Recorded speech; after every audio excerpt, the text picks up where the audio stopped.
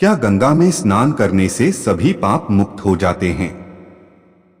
एक बार भगवान शिव और मां पार्वती हरिद्वार में भ्रमण कर रहे थे। मां पार्वती ने देखा कि सहस्त्रों मनुष्य मां गंगा में स्नान कर हर हर गंगे कहते हुए चले आ रहे थे, लेकिन सभी मनुष्य अभी भी पाप परायण लग रहे थे। मां पार्वती भगवान शिव से पूछती है कि प्रभु, क्या अब गंगा समर्थ नहीं रही? प्रभु ने पूछा, पार्वती तुमने ऐसा सवाल क्यों किया? मां पार्वती कहती हैं कि प्रभु, इन सभी मनुष्यों के पापों का अंत क्यों नहीं हुआ? भगवान शिव मुस्कुराते हुए कहते हैं कि पार्वती, गंगा तो अभी भी सर्व समर्थ है, लेकिन इन सभी ने पापनाशिनी गंगा में स्नान नहीं किया ही नहीं। मां पार्वती विस्मित होकर बोली, प्रभु, अभी तो गंगा में स्नान कर इन लोगों के शरीर भी नहीं सूखे और आप कह रहे हैं कि इन्होंने पापनाशिनी गंगा में स्नान नहीं किया। भगवान शिव ने कहा, पार्वती, मैं कल तुमको इस बात का भेद बताऊंगा। अगले दिन प्रातः बारिश होने लगी और सभी रास्ते पानी और कीचड़ से भर गए।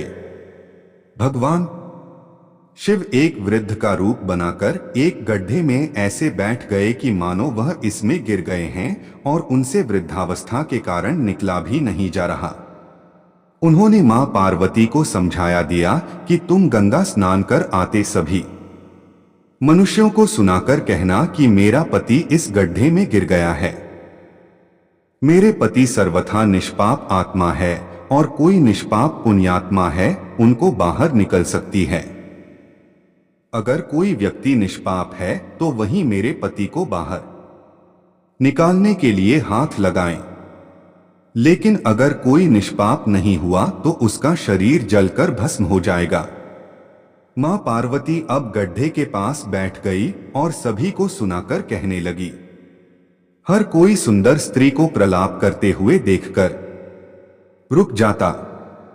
एक सुंदर स्त्री को वेदना में देख हर कोई उनकी मदद के लिए तैयार हो जाता।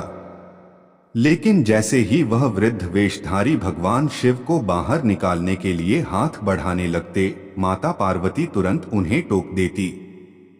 वह कहती, मेरे पति सर्वथा निष्पाप आत्मा है और कोई निष्पाप पुण्यात्मा है उनको बाहर निकल सकती है। अगर तुम निष्पाप हो तो मेरे पति को बाहर निकालने के लिए हाथ बढ़ाना। मैं तुम्हें पहले ही चेतावनी दे देती हूं कि अगर तुम निष्पाप नहीं हुए तो तुम्हारा शरीर जलकर भस्म हो जाएगा। इतना सुनते ही हाथ आगे बढ़ाने वाले हाथ पीछे कर लेते, क्योंकि उनको लगता था कि हमने जीवन में कभी ना कभी तो पाप किया ही होगा। दूसरे उनके मन में आता है, इस बुढ़े के लिए क्यों अपनी जान जोखिम में डालने।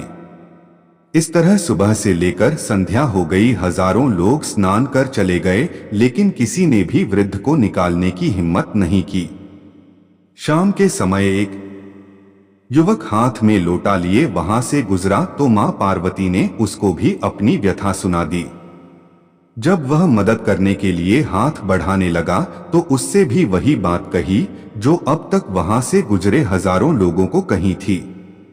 अगर तुम सर्वथा निष्पाप हो तो ही मेरे पति को हाथ लगाना, नहीं तो तुम भस्म हो जाओगे।